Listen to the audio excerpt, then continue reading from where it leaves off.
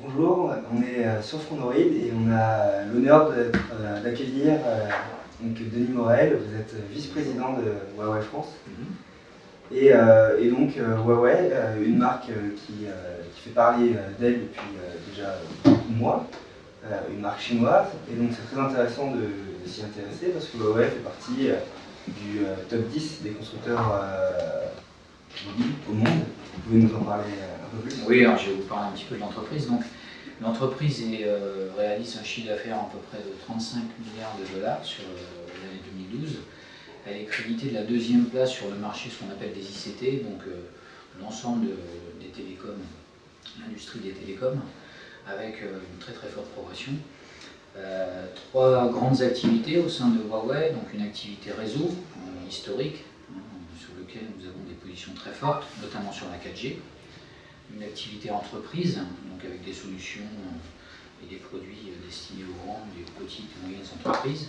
Et puis l'activité dont j'ai la charge pour le marché français, donc une activité consumer, qui elle a pour objectif de commercialiser des terminaux mobiles, des terminaux dits mobile Wi-Fi, donc toutes les petites clés, les routeurs Wi-Fi 3G, 4G, et puis l'ensemble des produits home, dont des tablettes, des box, des set-top box et autres produits accessoires home. Voilà.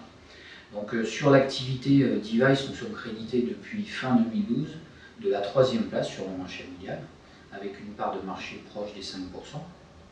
Donc là, ça nous met vraiment en position maintenant de challenger. Une 3e place derrière Nokia et Samsung.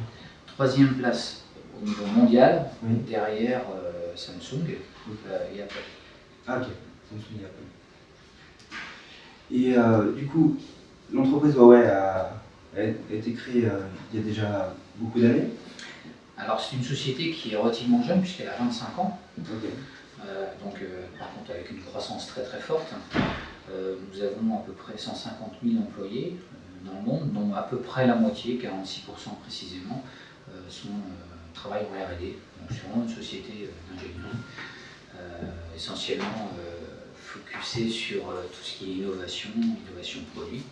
C'est d'ailleurs ce que vous avez pu constater depuis le début de l'année, puisque vous l'avez vu lors du Mobile World Congress et également du CES de Las Vegas, nous avons annoncé 2 produits extrêmement innovants. Nous avons même pris une longueur d'avance sur 2 grands segments avec ces produits-là, donc la scène Mate, qui est le plus grand smartphone, qui a été annoncé à Las Vegas, et puis plus récemment la scène P2, donc le smartphone le plus rapide, annoncé lui au Mobile World Congress. Okay. C'est vrai que Huawei, dans la tête des gens, c'est une entreprise qui est assez récente. Vous étiez déjà sur le territoire français depuis déjà pas mal d'années. Vous avez beaucoup travaillé avec les opérateurs, avec des produits qu'on peut appeler sous marque blanche, oui. Qui étaient donc brandés sur les marques des opérateurs. Absolument. Et donc là, ça fait depuis 2-3 ans, 3 ans maintenant. Alors en fait, on va dire globalement que l'activité qui a permis à Huawei de se développer, c'est effectivement une activité à l'origine ODMiste. Donc on travaillait avec les opérateurs sur le développement des produits à la marque des opérateurs. Il y a un peu moins de 3 ans, donc on va dire 2 bonnes années, la décision a été prise de lancer des produits à la marque Huawei. Donc l'année dernière, nous avons lancé sur le marché français 3 produits, notamment Huawei Honor, le G300 et puis en toute fin d'année la CNP1, donc 3 produits sous la marque Huawei.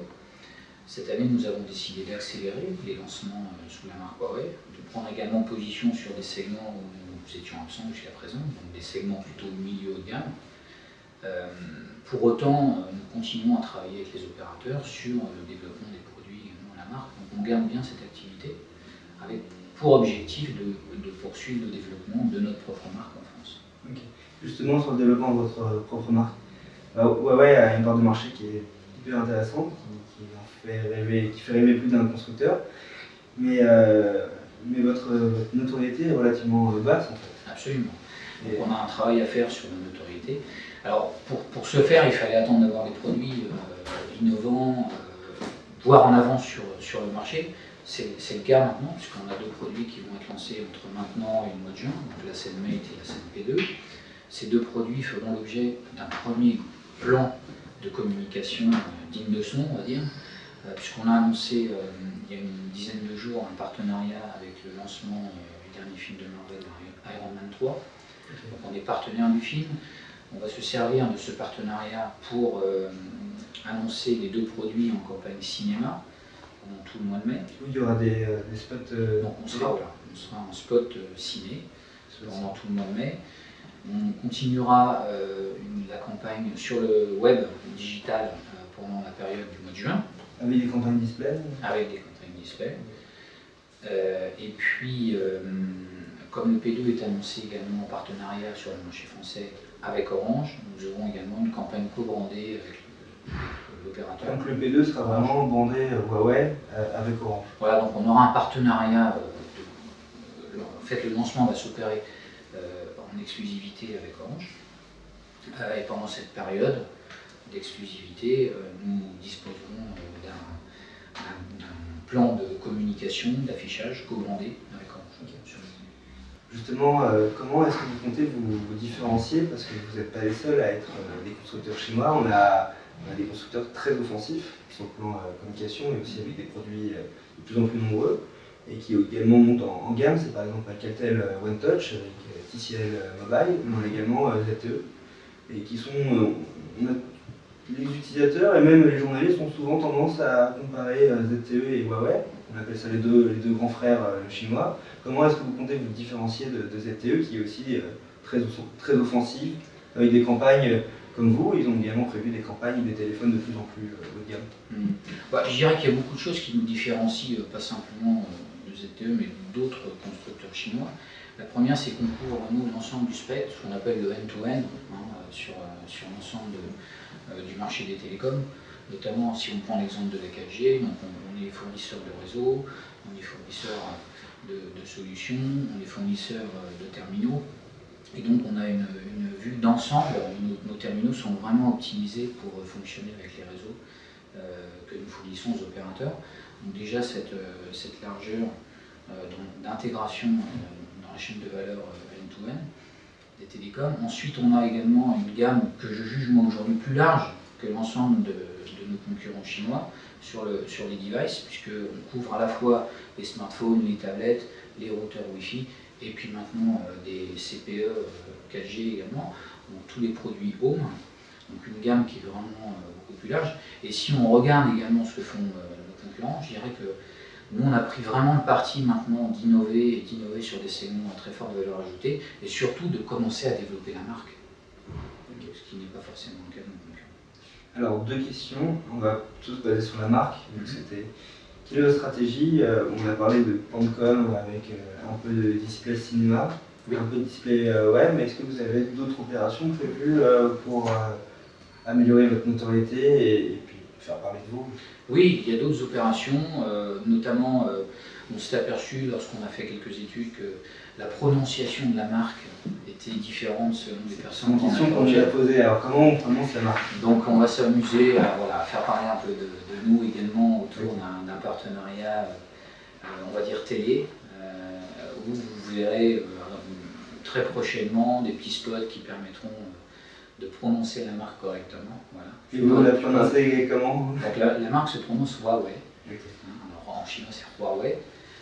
Nous on a décidé de pousser le Hua et le Wei, jouer sur l'association du Wow, super, le produit magique, ouais, je l'ai, il est fantastique, j'ai envie de l'utiliser. Donc on va jouer à la fois sur l'étonnement, voilà, on va s'amuser un peu avec ça.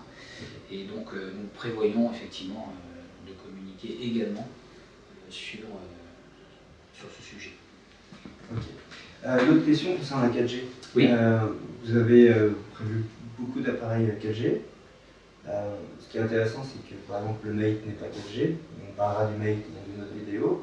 Et au-delà des appareils, des devices, des dominos, est-ce que vous avez des partenariats avec les opérateurs et avec qui vous travaillez pour le déploiement de la 4G? Alors, sur la 4G, en termes de device, donc effectivement on travaille avec l'ensemble des opérateurs. Donc on a fourni là la SNP2 qui est quand même le produit 4G par excellence, puisque pour rappel il dispose quand même d'un processeur maison, iSilicon, qui lui permet d'être le plus rapide aujourd'hui du marché. On va offrir un débit de téléchargement allant jusqu'à 150 mégabits. Alors certes, dans les conditions optimales du réseau. C'est la LTE catégorie 4. Exactement, c'est la LTE de catégorie 4. Alors ça peut paraître un peu technique, mais la catégorie 3, étant celle utilisée aujourd'hui par nos principaux concurrents, offre un débit de téléchargement de 100 mégabits par seconde. Notre produit sera le seul, au moment où il sera lancé, à offrir un téléchargement de 150 mégabits par seconde. Surtout que les opérateurs ont annoncé que le réseau était compatible avec catégorie 4. Alors pour l'instant, Orange l'a annoncé, effectivement. Orange. Donc c'est aussi l'intérêt pour nous de s'associer à Orange pour le lancement de ce produit, parce qu'on va pouvoir associer à la fois le terminal le plus rapide au premier réseau de catégorie 4. Et pour le déploiement de la 4G, vous travaillez avec un opérateur précisément ou... C'est-à-dire à quel niveau? Pour équiper les antennes. Alors nous sommes partenaires aujourd'hui en équipement LTE 4G, donc de Bouygues Telecom et de SFR. Ok, très bien. On évoque souvent Huawei est une marque chinoise, c'est un constructeur chinois. On aimerait bien savoir, ça intéresse beaucoup les lecteurs, comment sont conçus les produits, où sont conçus les produits, parce que la Chine est un grand pays, et si vous travaillez par exemple avec d'autres pays pour la conception de vos produits. Alors en fait, on a le centre de R&D basé en Chine. Le gros de notre centre de R&D est basé à Shanghai. Pour autant, on a également des antennes un peu partout dans le monde, notamment en termes de design. On essaie de faire travailler les antennes par région pour collecter l'ensemble des attentes des clients par région, parce qu'on va dire que les attentes design ne sont pas les mêmes forcément quand on s'adresse au marché japonais ou au marché européen, donc on essaie de prendre en compte ces différentes attentes. Vous avez un pôle design qui est dans un certain pays. Certains constructeurs nous annoncent, moi j'ai un pôle design en Californie. Vous avez... Ah bah oui, on a un pôle design aujourd'hui qui est basé en Angleterre. On a un pôle design, alors après dans les différentes régions, je ne peux pas vous dire précisément où ils sont situés, mais bon, on en a plusieurs. Et pour terminer, les téléphones sont conçus, fabriqués... Alors, ils sont fabriqués, conçus et fabriqués en Chine. Aujourd'hui, enfin, il faut être là-dessus aussi très clair, enfin, la grande majorité des terminaux sont fabriqués en Chine. La Chine reste le pays majeur pour la fabrication, la conception et la fabrication des mobiles aujourd'hui dans le monde. Donc nos produits sont fabriqués en Chine, nous sommes une marque chinoise que nous assumons. Par contre, en termes d'innovation, si on prend un petit peu de recul par rapport à ce qui se fait aujourd'hui sur d'autres marques, le gros de nos innovations est porté aujourd'hui sur le marché chinois. Okay. Donc la dernière question concerne un programme que vous avez lancé l'année dernière. On a beaucoup de nos lecteurs qui ont participé, c'est le programme Try and Trust. Oui. Vous avez fourni un certain nombre d'utilisateurs de téléphones, c'était les modèles de l'année dernière, pour avoir finalement le retour. Alors comment ça s'est passé, qu'est-ce que ça a changé, est-ce que ça a eu des modifications à notre façon de fonctionner avec les consommateurs français? Alors en fait ça a été un programme pour nous au départ notre objectif principal c'était de rassurer. C'est-à-dire la marque n'est pas connue, on a des bons produits, on en est convaincu, qu'est-ce qu'on peut faire pour rassurer les utilisateurs que nous avons des bons produits. Donc nous avons lancé ce programme, ça a été un succès puisqu'on a eu beaucoup plus de demandes, je crois qu'on a dépassé les demandes, on avait prévu au départ 2000 personnes pour le test, on a eu plus de 14 000 ou 15 000 demandes, donc c'était vraiment très très fort. Au final, les produits qui ont été plébiscités, enfin le produit qui a été plébiscité sur ce programme, c'est la CNP1. On a eu beaucoup de demandes sur la CNP1. Et c'est possible de l'acheter à la fin du programme? Oui, absolument. Il y a eu beaucoup de gens qui l'ont acheté. On a eu à peu près 40% de gens qui ont souhaité conserver leur mobile à l'issue, ce qui est pour nous un très bon résultat. Mais aussi, ce qui était important pour nous, c'est qu'on a eu énormément de verbatim.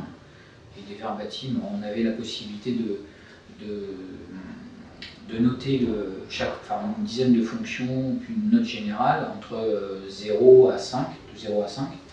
Et le gros des notes a été entre 4 et 5, donc on a eu énormément de bons verbatim. Du coup, ces verbatim ont été référencés sur les sites de vente en ligne.